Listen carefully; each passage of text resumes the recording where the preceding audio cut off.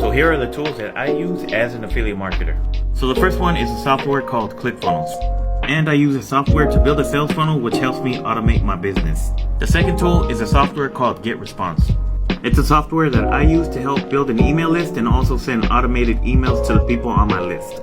The third tool I use is a Chrome extension called Sort for TikTok. So the way that this tool works is I would go to anybody's account who's in my niche on TikTok, and then I would click on the Sort for TikTok icon. Then I would click on Start. So now it's going to sort through this account's most viewed videos, and it's going to show the highest viewed videos at the very top. So I would look at this person's highest viewed videos and I would get ideas on what type of content I should be posting.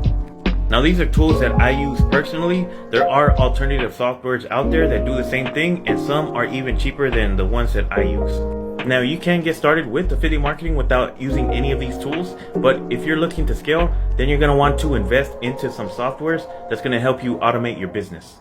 Now, if you want to learn how you can start earning with affiliate marketing, make sure to follow me.